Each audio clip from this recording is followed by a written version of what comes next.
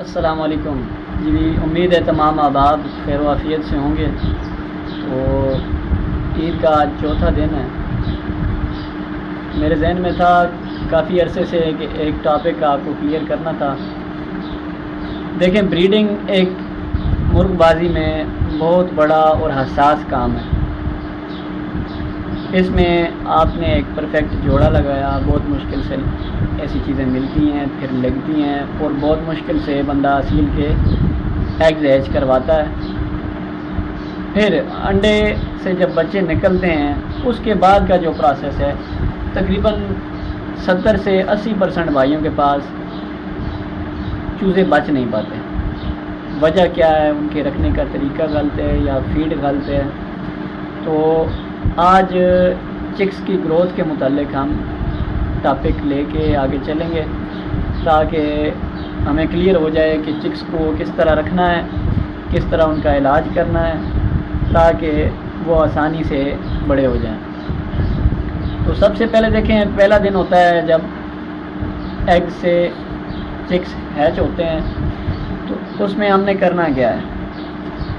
پہلے تو وہ بچہ 12 سے 24 گھنٹے کے درمیان، یعنی کہ 12 سے لے کے 24 گھنٹے تک ماں کے نیچے رہتا ہے یا انکیوبیٹر میں رہتا ہے، ٹھیک ہے۔ اس کے بعد جب آپ نکالیں گے تو پہلے 2 سے 3 گھنٹے ان کے پاس گڑ والا پانی بنا کے رکھیں گے، ٹھیک ہے۔ گڑ والے پانی سے ان کا میدا یا پوٹا جسے کہتے ہیں واش ہو جائے گا، ٹھیک ہے۔ اور اس کے بعد کیا کرنا ہے؟ جب پوٹا واش ہو جائے، آپ دیکھیں گے جا کے انہوں نے گڑ والا پانی پی لیا، پھر آپ گڑ والا پانی اٹھائیں گے اور جو فیڈ کی دکان ہوتی ہے، دانے والی دکان، وہاں سے جا کے آپ نے لینا ہے پی ایس کا دانہ، ٹھیک ہے۔ اسے پی ایس بھی کہتے ہیں، اور اسے چکس کی گروتھ کے لیے آپ سمپل جا کے انہیں کہہ سکتے ہیں کہ بھئی ہمیں فیڈ چاہیے۔ ویسے اس کا آفیشیل نام پی سی یا پی ایس ہے، ٹھیک ہے۔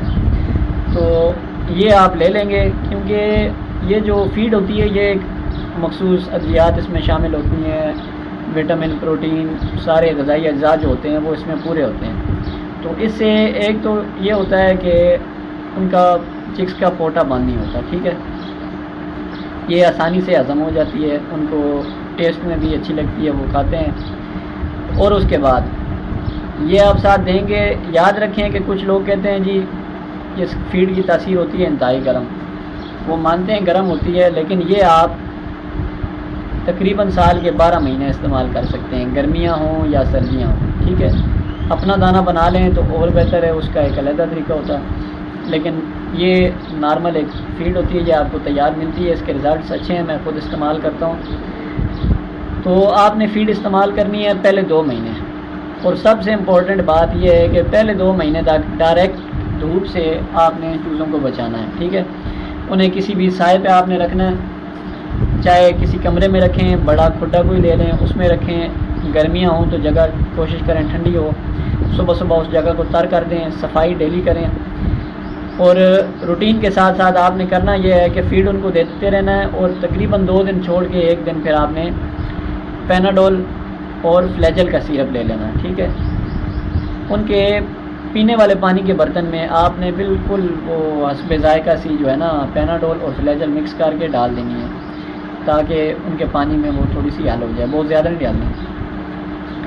تو اس سے یہ ہوگا کہ کوئی بیکٹیریل بیماریاں ہیں وہ ان کو نہیں ہوں گی، اور جو پوٹے کا مسائل ہوتے ہیں اس سے بھی وہ بچے رہیں گے، بالکل ہیلدی رہیں گے، ٹھیک ہے۔ یہ آپ نے 2 مہینے تک یہ شیڈول اپنانا ہے، تو انشاءاللہ آپ کو اچھے رزلٹس ملیں گے۔ پھر یاد رکھیں، جب چوزا 15 سے 18 دن کا ہو جائے تو اینڈی لسوٹا ویکسین لے آئیں۔ اینڈی لسوٹا ویکسین کرنی کس طرح ہے چکس کو، اس کی میں ایک پہلے اسی چینل پہ ویڈیو دے چکا ہوں، وہ آپ جا کے دیکھ لیں، تو اس میں آپ کو گائیڈ لائن مل جائے گی۔ تو وہ ویکسین آپ کر دیں گے تو وائرل بیماریوں سے یہ محفوظ ہو جائیں گے انشاءاللہ، اور باقی بیکٹیریل کا ہمارے پاس حل ہے ہی، ٹھیک ہے۔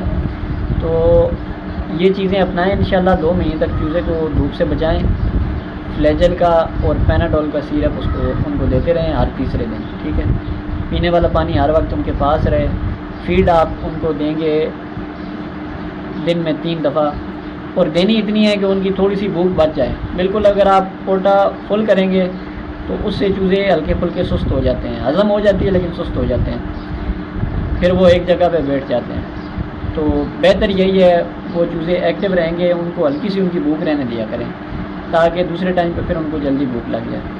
تو امید ہے آپ کو ویڈیو پسند آئی ہوگی، یہ چیزیں آپ انشاءاللہ استعمال کریں گے، جو ان کی پابندی کریں گے تو پھر آپ کو ایک اچھا رزلٹ دیکھنے کو ملے گا، اور میرا نہیں خیال کہ کسی کی جو ہے نا ڈیتھ ریشو ویسی رہے جیسے پہلے تھی اگر آپ یہ چیزیں ان کی پابندی کریں گے تو ٹھیک ہے، ملتے ہیں انشاءاللہ اگلی ویڈیو میں۔